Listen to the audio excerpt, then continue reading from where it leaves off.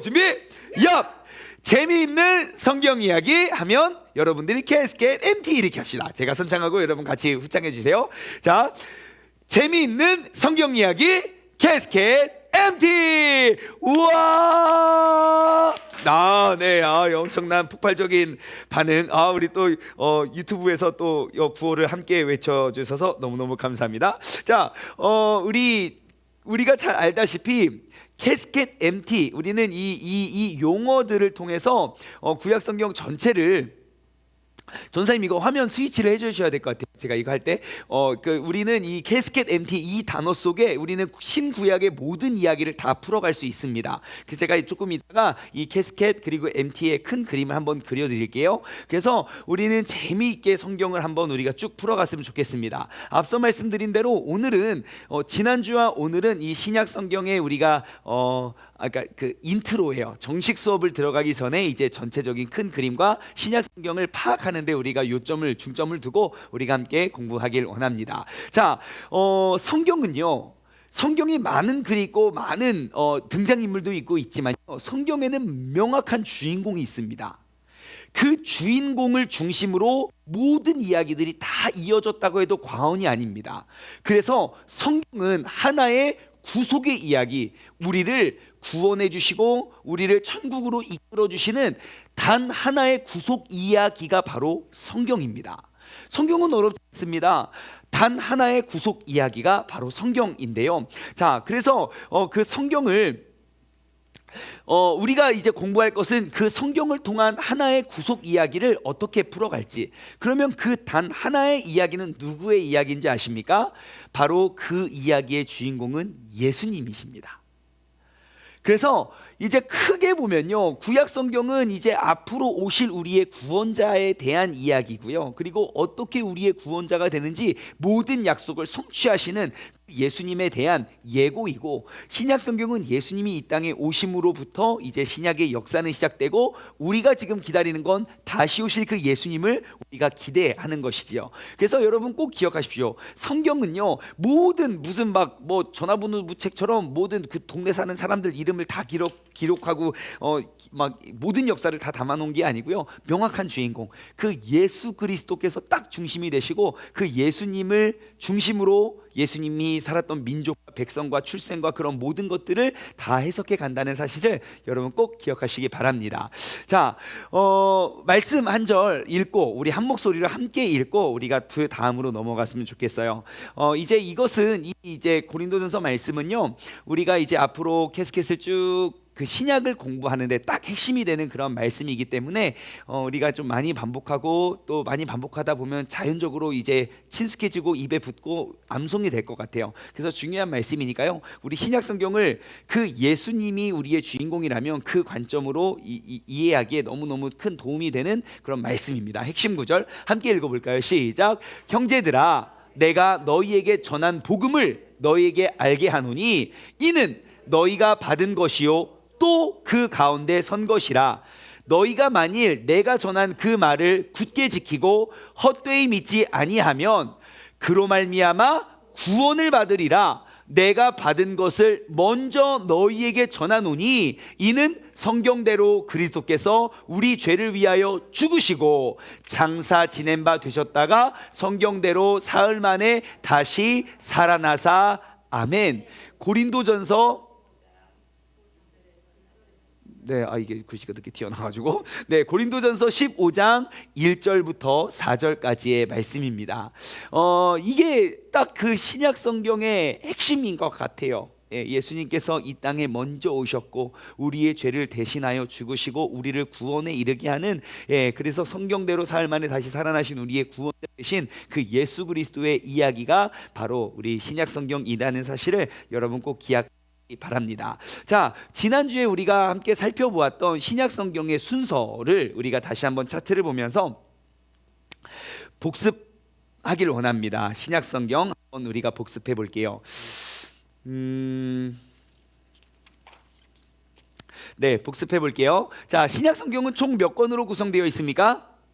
예, 27권이라고 여기 써 있습니다. 네, 여기 27권 되어 있고요. 이게 이제 신약 성경의 목차입니다. 마태, 마가, 누가, 요한, 사도행전, 로마서, 고린도, 전후서, 갈라디아서, 에베소, 빌립보, 골로새, 데살로니가 전후서, 디모데 전후서, 디도서, 빌레몬서, 히브리, 야고보, 베드로 전서, 요한 1, 2, 3서, 유다, 요한계시록. 굉장히 간단하죠. 자, 지난주에 이 성경 27권을 네 가지의 장르로 우리가 구분할 수 있다고 했는데 기억나십니까? 자, 첫 번째, 신약 성경을 네 가지로 큰 장르로 분류를 한다면 첫 번째 분류는 무엇이었습니까? 바로 복음서죠. 네 개의 복음서가 있습니다. 마태, 마가, 누가, 요한, 복음. 지금 화면을 통해서는 아마 빨간 글씨하고 검은 글씨가 잘 안 보이시죠? 예, 빨간 글씨, 검은 글씨 잘 안 보이지만 우리 현장에 오시면 아주 잘 보입니다. 네, 그래서 마태, 마가, 누가, 요한, 복음 네 개의 복음서가 있습니다. 이 복음은 무엇입니까? 예수 그리스도께서 이 땅에 오셨고 그리고 우리의 구원자가 되시고 모든 약속을 이루시고 죽으심과 부활하심까지의 이야기. 그 주님이 우리의 구원자 되시는 그 기쁜 소식, 굿뉴스, 가스펠, 그것이 바로 복음입니다. 그래서 복음서가 그만큼 중요하기 때문에 네 명의 그 시각으로 자세히 기록되어 있는 책이죠. 자, 그리고 한 권의 역사서가 있었습니다. 뭐였죠? 예, 사도행전. 자, 제가 조금 이따가 이러한 그림들도 조금 이따가 제가 설명을 해드릴게요. 근데 우리 차트를 한눈에 딱 보시려면 그 그림들을 인식하고 그림들을 아는 것도 굉장히 중요합니다. 자, 그래서 한 권의 역사서가 있는데 신약 성경의 역사서는 딱 한 권, 사도행전입니다. 자, 그 다음에 뭐가 있었죠? 예, 서신서입니다. 서신서. 자, 로마서부터요. 서신서가 몇 개라고 했었죠, 지난주에? 13권은 바울 서신이고요. 서신서 전체는 몇 권이었죠? 21권. 이야, 박수. 네, 자, 이렇게 지금 빨간색으로 다 나온 게 21권의 서신서로 되어 있습니다. 서신서는 말 그대로 편지입니다. 편지. 발신자가 있고 수신자가 있고, 그래서 21권의 편지로 되어 있고요. 자, 지난주에 우리가 좀 더 나눠 보았던 것은 이 중에 13권은 다 사도 바울에 의해서 기록되었다는 것. 그리고 또 한 가지 포인트는 뭐였습니까? 이 순서가 편지가 쓰여진 순서로 기록되어 있다 아니다? OX? 아니라고 했어요. 자, 이 성경 목록의 순서는 어떠한 순서라고 했습니까? 기른 책이 앞에 있다 그랬어요. 로마서 16장이나 있어요. 고린도 전서 후서 막 13장 막 여기도 16장 막 있고 막 그래요. 그러니까 기른 게 앞에 있고요. 그리고 짧은 게 뒤에 있다는 거예요. 그래서 바울 서신 중에 가장 기른 게 로마서예요. 가장 먼저 쓰여진 게 아니고 가장 짧은 게 뭡니까? 빌레몬서예요. 한 장. 그래서 바울 서신 중에 제일 먼저 로마서가 있고 맨 마지막에 빌레몬서가 있고 뭐 그게 중요한 건 아닙니다. 네, 아무튼 그렇게 되어 있고요. 그리고 신약 성경에는 한 권의 예언서가 있죠. 어떤 책이죠? 바로 요한계시록. 아이고 검은색인데. 네, 요한계시록. 저기에 있는 요한계시록 한 권의 예언서로 되어 있는 것이 바로 신약 성경입니다. 어렵지 않지요. 한번 복습해 볼까요? 자, 신약 성경은 총 몇 권으로 되어 있나요? 27권 되어 있습니다. 자, 그 중에 복음서는 몇 개요? 4개. 뭐였죠? 마태, 마가, 누가, 요한. 자, 그 다음에 그 두 번째 분류는 역사서. 신약의 역사를 다루는 책은 딱 한 권 있습니다. 어떤 책이었죠? 예, 사도행전이었고요. 자, 그 다음에 27권 중에 21권이 다 서신서입니다. 예, 서신서는 쭉 여기에 기록이 되어 있고요. 그리고 서신서를 다 기억하기 어려우니까 예언서 한 권이죠. 뭐죠? 요한의 계시록, 예언서. 이렇게 되어 있는 게 신약 성경입니다. 너무너무 쉽고 간편하죠. 자, 꼭 기억하시기 바라겠고요. 우리 유튜브 채팅장을 통해서 우리 여성지 학생 아주 열심히 잘해주고 있습니다. 아는 대로 아는 만큼 다 올려주셔서 너무너무 감사하고요. 우리 김영미 집사님의 가족도 모두 축복합니다. 자, 넘어가 보도록 하겠습니다. 자, 캐스켓 MT. 캐스켓 MT는요, 성경을 하나의 이야기로 읽게 도와드립니다. 그래서 이제 이 캐스켓이라는 것, 구약 성경의 6가지 사건, 우리는 그냥 이렇게 글씨만 봐도 알겠죠. 창조 사건, 아브람과의 약속, 시내산, 왕정기 시대, 포로로 망명되었고 그 다음에 성전을 재건하는 게 구약의 이야기였고요. 그리고 신약 EMPTY는요, 조금 이따가 설명해 드리도록 하겠습니다. 자, 우리 신약 EMPTY, 하나 돌아갈까요? 자, 왜 캐스켓 MT라고 했습니까? 캐스켓이라는 단어는 영어 단어로 어떠한 단어라고 했습니까? 관. 예, 관. EMPT, MT는 뭐죠? 비었다예요. 텅 빈, MT거든요. 그래서 지금 이 구약과 신약을 하나의 이야기로 연구해서 만들어낸 진짜 이런 천재 같은 분들 있잖아요. 예, 이 교수님들 진짜 천재예요. 성경이 이렇게 많은 글이 있는데 딱 이거 하나, 관이 비어 있는 거죠.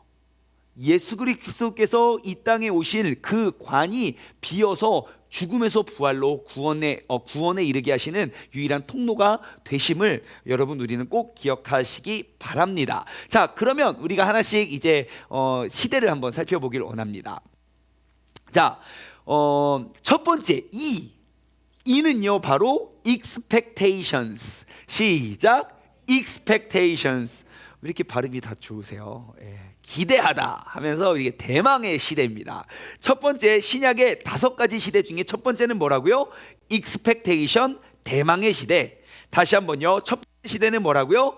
expectation, 대망의 시대. 자, 두 번째는요. M, 메사야, 메시아 시대. 그러니까 영어 발음 이게 싸야 그래요. 그래서 메사야, 메시아 시대. 시작. 메사야, 메시아 시대. 예수 그리스도를 말하죠. 예수님의 시대입니다. 자, 첫 번째 뭐였죠? expectation, 대망의 시대. 두 번째는요, 메시아 시대. 세 번째는요, 펜타코스트예요. 펜타코스트. 이것은 오순절 사건을 말해요. 예, 성령이 사도행전 1장 2장의 내용이지요. 예, 오순절에 사람들 모여서 막 이렇게 기도하는데 막 성령이 막 임해가지고 막 그래가지고 그 성령 오순절 시대, 바로 이 사건 때문에 지금 순복음 교단이 있잖아요. 예, 그 순복음 교단이 다 이 오순절 사건에 의해서 파생된 그런 교단이에요. 예, 그래서 그 성령 세례가, 성령 침례가 그렇게 중요시 여기는 교단이 이제 오순절 교단이죠. 그 우리는 이제 그걸 순복음 교단이라고 해요. 예, 그래서 오순절 시대, 펜타코스트. 자, 세 번째 시대는 뭐예요? 펜타코스트 오순절 시대. 시작. 펜타코스트 오순절 시대. 자, 그럼 첫 번째부터 갑시다. 자, 신약 성경은 5개의 큰 시대가 있습니다. 이것만 기억하면 신약 성경을 다 꿰을 수 있습니다. 자, 첫 번째 뭐예요? expectation, 대망의 시대. 두 번째는 M, 메시아 시대. 세 번째 P, 펜타코스트 오순절 시대. 어렵지 않죠? 자, 2개밖에 안 남았어요. 네 번째는 무엇이냐?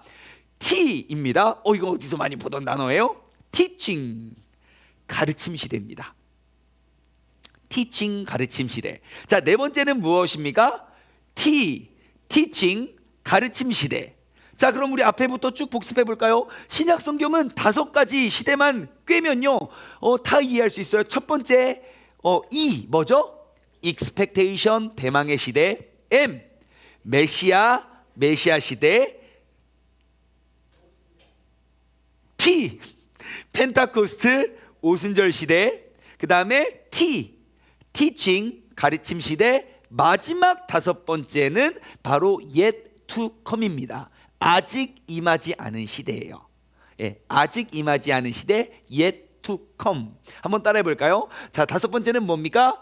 yet to come, 아직 임하지 않은 시대, yet to come. 다시 한번요. 시작. yet to come, 아직 임하지 않은 시대. 자, 끝났어요. 신약 성경 이제 다 꿰어요. 5가지 사건만 기억하면 돼요. 첫 번째 뭐라고요? 자, 제가 이제 알파벳을 드리면 저는 EMPTY를 할게요. 여러분들이 expectation, 대망의 시대 이렇게 하시면 됩니다. 자, 신약 성경 5개. 첫 번째 expectation, 대망의 시대. 우리 지금 유튜브를 통해서 보시는 분들도 빨리 타이핑을 해서 올려주시면 여러분들 신약 성경을 이해하는데 정말 큰 도움 될 겁니다. 자, 다시 한번요. expectation, 대망의 시대. M, 메시아 시대. P, 펜타코스트 오순절 시대. T, teaching, 가르침 시대. Y, yet to come, 아직 임하지 않은 시대입니다. 자, 그럼 우리가 한 걸음 더 나아가서요, 그 연대기 순서를 우리가 연도가 몇 년부터 몇 년까지인지 우리가 한번 살펴보길 원해요. 자, 대망의 시대의 기간은요, 기원 전 430년부터 기원 전 6년까지입니다. 그러니까 우리가 말하는 기원 전 그 구약 성경의 역사가 언제 끝나죠? 말라기 역사가요? 기원 전 430년에 끝나요. 그래서 지금 우리가 이제 다음 주부터 본격적으로 살펴볼 그 대망의 시대, 그때는요 성경에는 기록되어 있지 않은 세계사 역사를 공부하려고 해요. 저도 이제 여기 교재를 통해서 세계사를 다시 보는데 너무 재밌어요. 스파르타 300용사 나옵니다. 이때 그 스파르타 군대랑 누구랑 막 바사 제국 막 전쟁하고 막 너무 재밌어요. 그래서 여러분 기대하셔도 좋습니다. 자, 그래서 대망의 시대는요, 자, 기원전 430년 구약 성경의 가르침과 그거는 딱 중단이 되었지만 그 이제 전승과 그리고 이제 여러 가지 외경들을 통하여 우리가 발견할 수 있는, 하나님은 특별한 선지자와 특별한 그러한 예언자들을 세워서 하나님의 역사를 행하신 건 아니지만 하나님께서는 분명히 이 전 세계의 흐름, 다니엘을 통하여 예언하셨던 그런 역사적인 흐름과 시대 속에서 하나님의 약속은 이어져 가고 있다는 것을 여러분 보시게 될 거예요. 그래서 기억하셔야 될 건 대망의 시대는 기원전 430년에서 기원전 6년. 왜 기원전 6년이냐면요, 예수님께서 탄생하신 때가 기원전 6년으로 봐요. 그래서 기원전 430년에서 기원전 6년까지가 대망의 시대입니다. 자, 대망의 시대는 몇 년부터 몇 년까지라고요? 기원전 430년부터 6년입니다. 자, 그 다음에 이제 예수님 시대입니다. 예수님 메시아 시대는 기원전 6년부터 이제 기원 후 AD 33년이 되었습니다. 자, 기원전 6년부터 기원 후 33년. 자, 메시아 시대 어렵지 않죠? 자, 그 다음은 이제 오순절 시대입니다. 오순절 시대는요, 기원 후 33년부터 65년까지예요. 33년부터 65년. 복습해 볼게요. 자, 대망의 시대는 몇 년부터 몇 년? 기원 전 430년부터 6년. 예수님의 메시아 시대는요, 기원 전 6년부터 AD 기원 후 33년. 예수님이 몇 살에 돌아가셨어요? 33. 그렇게 기억하시면 돼요. 예, 그렇게 기억하시면 되겠어요. 그래서 기원은 33년. 자, 그 다음 오순절 시대는요, 33년부터 65년. 올해 혹시 65세가 되신 분 계신가요? 아직 없나요? 65년은 56년생이죠. 6, 7, 8, 9. 네, 그래서 56년생. 예, 56년생, 65세 기억하시면 좋겠습니다. 자, 그 다음에 가르침 시대. 그냥 여러분 더 기억하기 좋으라고요. 56년생에 누가 있냐면요, 우리 담임 목사님이 56년생 되시겠습니다. 예, 예수님 시대, 예수님 나이부터 담임 목사님 나이까지. 올해만 기억해야 됩니다. 2021년 넘어가면 이제 헷갈려지기 시작해요. 자, 아무튼 33년부터 65년이고요. 자, 그 다음은 가르침 시대입니다. 가르침 시대는 마찬가지요. 33년으로 돌아가요. 왜냐하면 그때부터 가르쳤기 때문이에요. 역사로 그냥 끝나서 넘어가는 게 아니라 33년부터 이제 사람들은 흩어져서 가르치기 시작하죠. 그래서 이 가르침 시대는 33년부터 95년까지 나머지 그 서신서들이 기록되어 있는 역사예요. 예, 그래서 33년부터 95년까지. 네, 어렵지 않죠? 33년부터 65년은 오순절 시대고 33년부터 95년은 그 가르침의 시대고요. 마지막 예투컴, 너무너무 쉬워요. 95년부터 예수님께서 다시 오실 그날까지입니다. 아직 오시지 않으셨기 때문에 아직 언젠지는 알지 못하고, 그때와 시는 누구만 한다? 하나님만 하신다. 예수님도 모르십니다. 예, 예수님한테 물으니까 그때와 시기는 아버지께서만 아시니까, 예, 그런데 관심 갖지 말고 오늘 내가 어떻게 신앙생활 할지에 대해서 더 관심 가지라고 하죠. 자, 우리가 한번 복습하고 다음으로 한번 넘어가 보도록 하겠습니다. 자, 5개 신약 성경을 5개의 큰 시대만 기억하면 신약 성경을 다 꿰 수 있는데요. 첫 번째 대망의 시대는 몇 년부터 몇 년까지였을까요? 기원전 430년부터 기원전 6년. 정답. 자, 그 다음에 메시아 시대는요, 기원전 6년부터 기원 후 33년. 자, 그 다음에 오순절 시대는요, 33년부터 65년, 65살. 자, 그 다음에 가르침 시대는요, 33년부터 95살. 네, 95년. 자, 그 다음에 아직 임하지 않은 때 예투컴은요, 95년부터 예수님께서 다시 재림하시는 날까지입니다. 너무 이렇게 잘 따라해 주시니까 너무 감사하네요. 우리 영상을 통해서 공부하시는 분들도 지금 잘 하고 계시죠? 이렇게 한 번씩 말을 걸어줘요. 깜짝이야 이렇게 또 되니까. 네. 그래서 아무튼 재밌게 가고 있습니다. 자, 다음으로 한번 넘어가 볼까요? 자, 이번에는요 그 5가지 시대의 이 차트를 보시면 한눈에 그 모든 것들이 쫙 한눈에 들어와야 되거든요. 그래서 차트 중간중간에는 이러한 그림을 그려놨어요. 그래서 우리가 지금 제가 설명해 드리고자 하는 거는 그 신약 성경 연대표에 있는 그 그림의 특징을 조금씩 설명해 드리려고 해요. 그래서 그 그림만 딱 보아도 이것이 이런 거구나 라고 우리가 알 수 있는 것이죠. 자, 대망의 시대에 해당하는 그림은요 상상하는 모양의 구름이에요. 잠깐만요.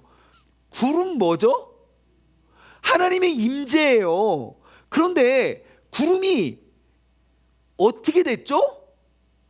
떠나갔어요. 언제요? 포로로 잡혀갔을 때 여호와의 성전에서 구름이 떠나갔어요. 구약 성경의 역사를 통해서 여러분 남유다가 멸망한 때가 언제입니까?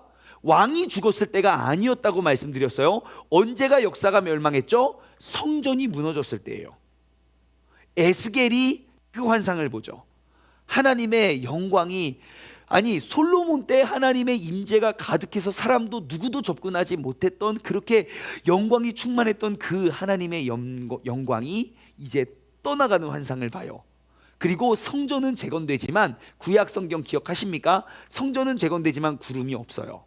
그래서 이 대망의 시대를 우리가 상징하는 구름은요 이제 우리가 상상하는 거예요.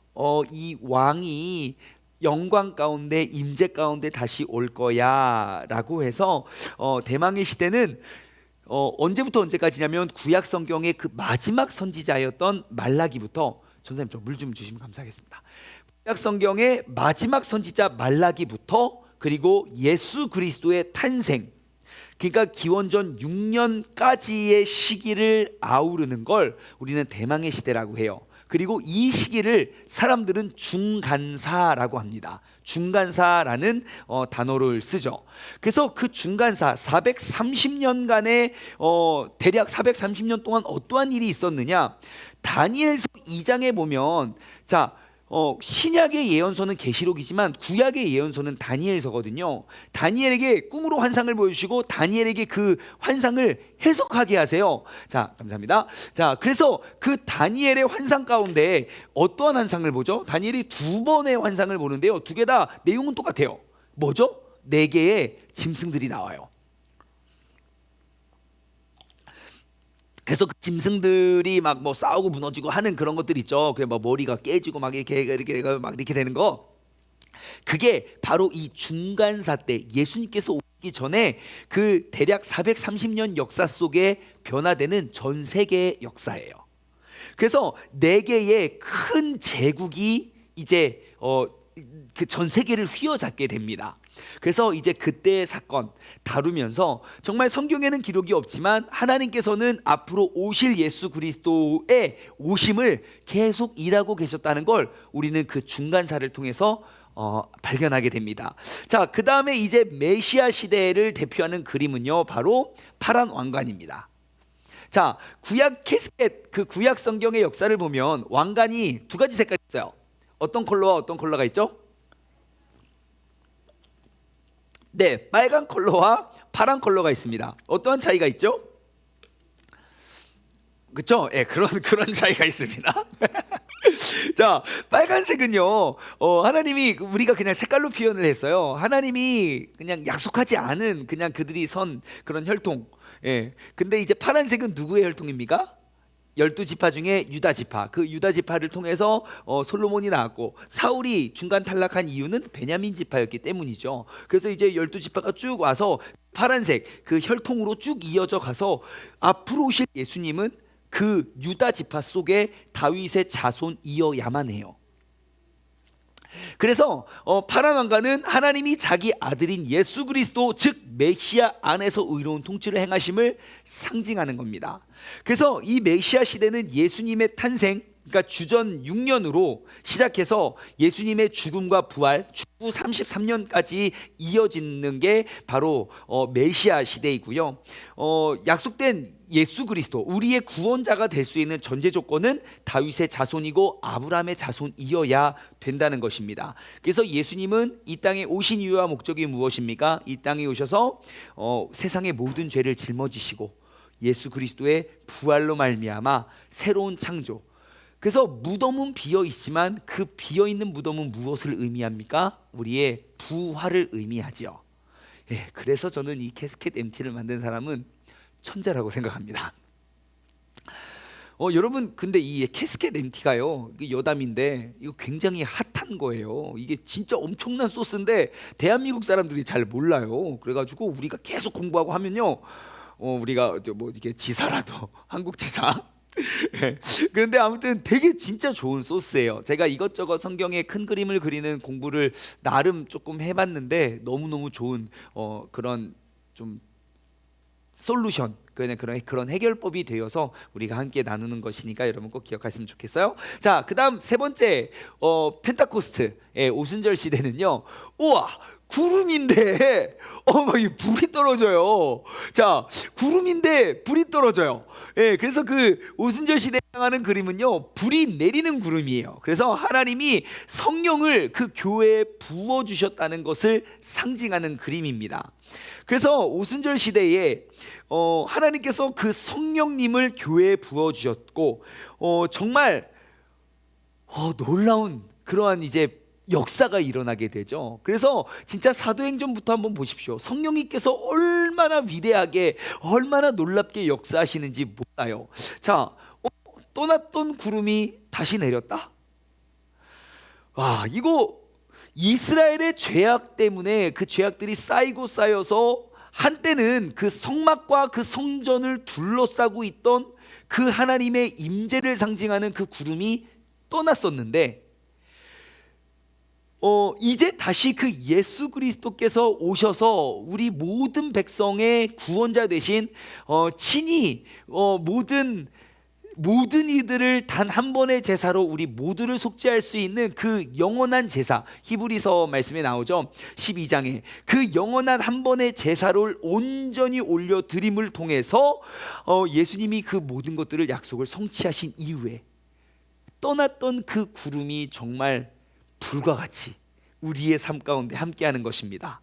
그래서 성령이 믿는 자들을 충만케 하면요, 그들은 의와 선교와 그 섬김의 삶을 살아가게 돼요. 우리는 이것을 성령 충만한 삶 혹은 성령의 열매라고 하죠.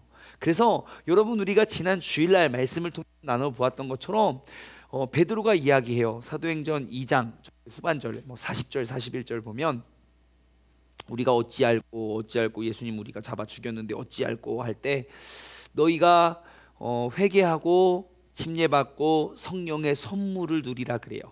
예, 성령님은 정말 선물로 우리가 거저 받은 것이니까 우리가 그 성령님을 더욱더 가르치고 증거하고 성령의 열매를 맺으며 살아갈 수 있는 우리 모두가 되었으면 좋겠습니다. 자, 마지막으로 아직 임하지 않은 때에 이제 마지막이 아니네요. 가르침의 시대. 가르침의 시대는 뭐 안 봐도 알겠죠. 두루마리 그림, 초대교회의 가르침을 상징합니다. 그래서 편지들을 통해서 서로 함께할 수는 없어도 서로가 서로의 신앙과 믿음을 점검하고 챙기면서 이렇게 서로의 믿음과 신앙을 잘 돌아보죠. 우리가 말씀 한번 찾아볼까요? 이거 마태복음 28장 20절 말씀인데요. 뭐 이 정도 말씀은 여러분 지상 대명령이기 때문에 여러분 모두가 다 암송하고 있을 거라 생각하고 있지만, 그래도 말씀을 띄워 드리겠습니다. 말씀 뜰 수 있죠, 전사님? 예, 그렇죠. 자, 시작. 내가 너희에게 분부한 모든 것을 가르쳐 지키게 해라. 볼지어다 내가 세상 끝날까지 너희와 항상 함께 있으리라 하시니라. 아멘, 아멘. 자, 내가 너에게 분부한 모든 것들을 어떻게 해요? 가르치고 그것을 지키게 하는 것이 우리에게 마지막 남겨주신, 그러니까 복음서 마태복음을 마지막 마침표 찍는 그 마지막 가르침이에요. 마지막 명령인데요. 모든 민족에게 가르치라고 명령을 했기 때문입니다. 한 구절 더 찾아볼까요? 디모데전서 2장 7절입니다. 디모데전서 2장 7절. 디모데전서 2장 7절 같은 말씀이 전해져 있어요. 사도 바울이 디모데에게 권면하지요. 참고로 이제 디모데 전후서는 사도 바울이 이제 죽기 마지막 전에 이제 마지막 자신의 신복이었던 그 디모데에게 이제 유언과 같이 말해주는 그러한 대목인데요. 함께 읽어볼까요? 시작. 이를 위하여 내가 전파하는 자와 사도로 세움을 입은 것은 참말이요 거짓말이 아니니 믿음과 진리 안에서 내가 이방인의 스승이 되었노라. 아멘. 내가 믿음과 진리 안에서 그 이방 모든 사람들의 믿음의 스승이 되었다는 거예요. 여러분, 우리는 오늘 이 저녁에 함께하는 우리 모두는요, 적어도 여기에 도전해야 돼요. 나로 말미암아 정말 가르쳐 지키게 할 수 있는 사람, 내가 그들의 영적인 스승이 되어서 그들에게 하나님은 누구시고 예수님은 어떠한 분인지 내가 그 하나님의 말씀을 가르치고 전파할 수 있는 그러한 믿음에 여러분 도전하시기 바랍니다. 우리가 영적인 리더 또 영적인 가르침의 선생님이 되지 못하면요, 여러분 절대로 우리는 정말 그 성경적인 삶을 살아가기가 진짜 어렵습니다. 그리고 무엇보다도 그 다음 세대가 무너지는 것은 시간 문제라는 거예요. 그래서 여러분 꼭 다시 한번 기억하십시오. 제가 조금만 더 설명해 드리면, 요즘에 최근에 이런 생각이 들었어요. 여러분 다 이렇게 결혼하시고 자녀를 낳으신 분들은 다들 공감하실 건데, 여러분 자녀를 어떻게 기르는 게 쉽습니까? 어렵습니까? 어렵죠? 그러면 제가 질문해 드릴게요. 여기 계신 분들, 나는 자녀 교육에 대해서 자녀 교육을 전공했다. 아무도 없어요? 그러면 자녀 교육에 학위를 받았다. 학위 없어요? 자녀 교육에 대해서 어떠한 수업을 받았다. 어떤 기간을 정해놓고. 아니에요? 근데 다들 자녀 교육의 선생님이세요. 내가 배워서 하는 게 아니에요. 내 자녀이기 때문에 가르치는 거예요. 여러분 자녀 어떻게 다 내박치셨습니까? 얘가 말을 듣거나 안 듣거나 내가 진짜 성심성의껏 자녀를 가르치셨습니까? 가르치셨죠? 자녀가 어른이 되고 아비가 어미가 되어도 부모님이 봤을 때 그 아이는 그냥 여전히 아이인 것 같아요. 제가 그를 통해서 이런 생각을 했어요. 우리가 원하든 원치 않든 내 자녀는 내가 책임지고 그 자녀에게 그 자녀가 살아가야 할 그런 모든 것들을 가르치고 지키고 따르게 하는 사명을 가지고 우리는 부모의 역할을 하는데, 왜 이상하게 성경은 자꾸 목사님한테 가서 물어보라고 하는 겁니까? 물어봐요. 엄마한테 물어보라고. 그러면 엄마가 모른대요. 성경 잘 몰라서 안 가르친대요. 여러분 그거는 핑계도 말도 아닙니다. 우리가 배운 것 없이도 자녀를 그렇게 사랑으로 열심히 가르친 것처럼 내가 영적인 부모가 되었다면 여러분 알아서 가르치는 게 아닙니다. 가르치면서 알아가는 겁니다. 우리는 성경의 부모가 되어야 하는 그러한 사명감을 가지고 가르쳐야 돼요. 선택이 아니에요. 필수예요. 근데 지금까지 한국교회는요, 그것을 다 선택이라고 생각을 했어요. 야, 나는 성경을 전공하지도 않고 성경 공부 열심히 하지도 않고 내가 잘 몰라. 그러니까 잘하는 전도사님, 목사님한테 가서 물어봐. 아니에요. 정말 그것이 오늘날 한국교회의 위기를 가져다 줬다고 저는 생각합니다. 부모로부터 성경 말씀을 배우지 못한 다음 세대들, 이제는요 그 실패를 봤기 때문에 지금 교회가요 진짜 막 세종시만 봐도요 진짜 문 닫은 교회 많아요. 여러분 우리 교회가 여기 처음 들어왔을 때 3년 전만 해도요 진짜 생각해 보십시오. 한 상가에 교회 3개씩은 있었다니까요. 지금은 교회가 없는 상가들도 생겼어요. 진짜 교회 문 많이 닫았더라고요. 제가 아는 어떤 목사님도요 거기는 제법 정착이 되고 안정이 됐어요. 근데 코로나가 빵 터지고부터 뭐 어떻게 막 생방송 이런 걸 할 수가 없으니까 그냥 교회 문을 닫아버렸어요. 어떻게 할 수가 없잖아. 거기에 뭐 이렇게 할 말이 없는 거예요. 여러분 그렇게 교회가 무너지면 그 교회는 더 흩어져서, 아니 우리가 사도행전 그 오순절 시대를 생각하면요, 예수님 믿는 사람 다 잡아 죽였다니까요. 예수님을 나의 구원자라고 말했던 사람 다 때려 잡아 죽였어요. 그래서 교회가 다 무너졌습니까? 아니요, 더 뻗어나갔어요. 왜요? 하나님의 말씀을 가르쳤기 때문에요. 여러분, 우리가 여기에 도전해야 됩니다. 무엇보다도 내 자녀, 내 그게 육적인 자녀든 내가 전도한 영적인 자녀든, 여러분 그들에게 믿음과 신앙과 성경 말씀을 가르쳐 줄 수 있는 사람이 누구라고요? 내가 되어야 됩니다. 그것은 선택이 아니라 의무입니다. 내가 내 자녀를 기르는 것처럼. 공부하지 않아도 괜찮아요. 내가 그 말씀대로 살면 그거 가면 돼요. 부족하면요, 성경 보면 돼요. 성경 뭔지 모르겠어요. 캐스켓 참여하면 돼요.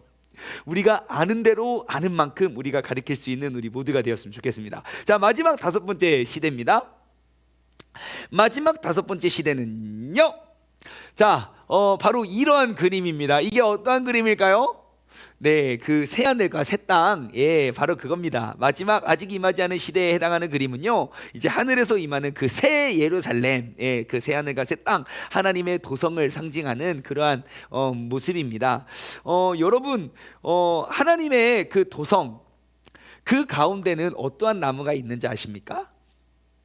예, 생명나무가 그곳에 있습니다. 그래서 그 생명나무는 누구나 먹을 수가 있습니다. 생명나무 원래 어디 있었죠?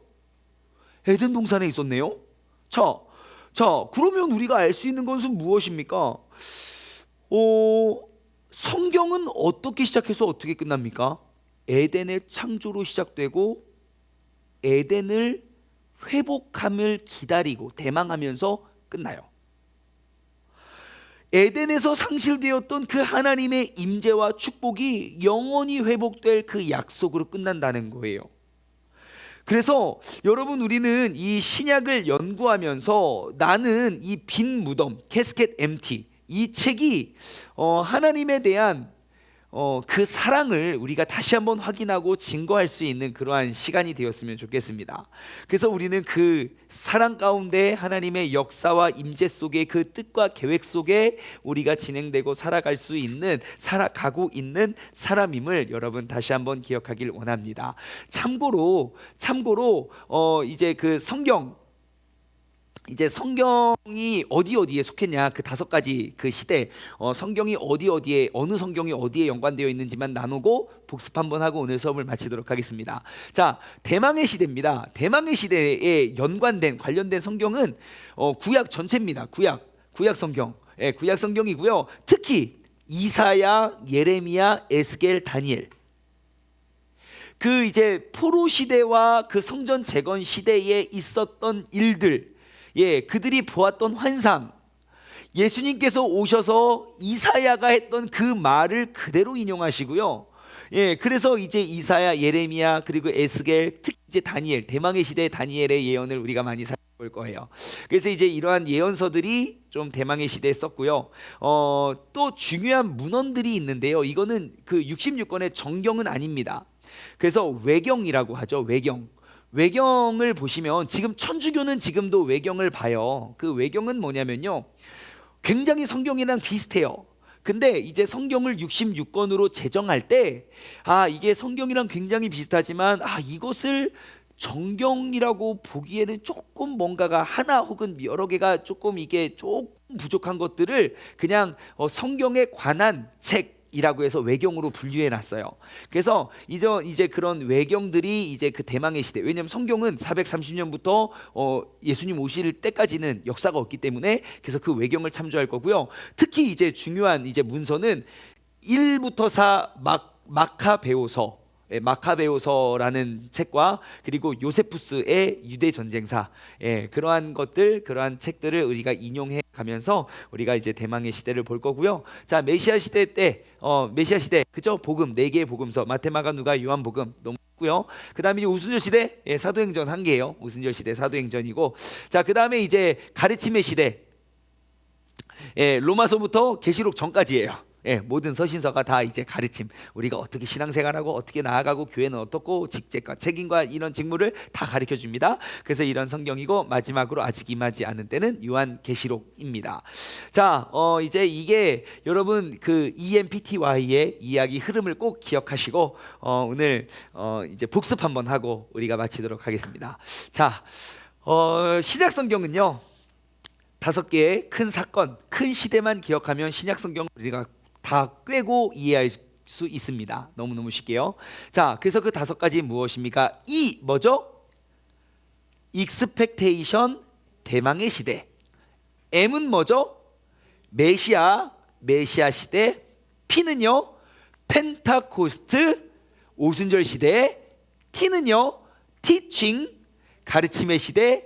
Y는요 yet to come, 아직 임하지 않은 시대.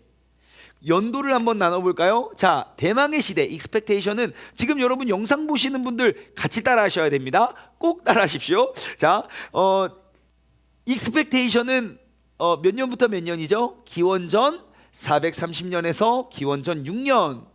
메시아 시대는요 기원전 6년부터 기원 후 33년. 자, 펜타코스트 오순절 시대는요 기원 후 33년부터 65년. 자, 그 다음에 가르침의 시대는요 기원 후 33년부터 95세. 자, 그 다음에 Y 예투컴은요 95년부터 주님 다시 오실 그날까지입니다. 자, 이제 다음 주부터는 제1장 대망의 시대, 우리가 이제 본격적으로 그 중간사를 함께 살펴보고 성경을, 우리가 신약 성경을 파헤쳐 갈 건데요. 여러분 기대함으로 꼭 나아오시고, 그리고 또 많은 분들 또 서로 초대하고 초청해서 우리가 함께 이번 기회에 신약 성경을 꿰뚫어 볼 수 있는 시간이 되었으면 좋겠습니다. 기도하고 마치겠습니다. 하나님 아버지 감사합니다. 우리에게 또 한 번의 큰 귀한 은혜의 시간 허락하여 주심에 감사드립니다. 하나님, 우리가 지금껏 신앙생활 해왔으면서 성경은 여전히 어려운 책이고, 성경을 읽을 때마다 그 역사가 그 사건이 정리가 되지 않아서 우리는 여전히 그냥 어려운 책으로 담아두고 말 때가 많습니다. 우리가 이번 기회에 정말 2020년을 마무리하고 2021년을 맞는 이 순간, 우리가 정말 이제 신약 성경을 꿰뚫길 원합니다. 하나님께서 어떠한 계획을 하셨고 어떠한 일들을 이루셨고, 그 이루심 속에 예수님이 오셨고, 그분이 어떠한 가르침을 또 어떠한 일들을 남기셨는지 우리가 이 EMPTY를 통하여 우리가 신약 성경을 통째로 집어삼켜서 누가 물어보고 언제 물어봐도 우리가 그 역사에 대해서 흔들리지 않는 그런 굳건한 믿음의 주인공 되게 하여 주옵소서. 감사드리오며 이 모든 말씀 살아계신 예수 그리스도의 이름으로 기도드리옵나이다. 아멘.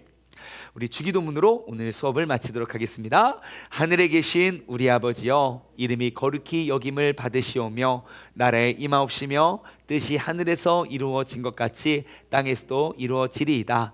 오늘날 우리에게 일용할 양식을 주옵시고, 우리가 우리에게 죄 지은 자를 사하여 준 것 같이 우리 죄를 사하여 주옵시고, 우리를 시험에 들게 하지 마옵시며 다만 악에서 구하옵소서. 나라와 권세와 영광이 아버지께 영원히 싸움나이다. 아멘. 수고하셨습니다.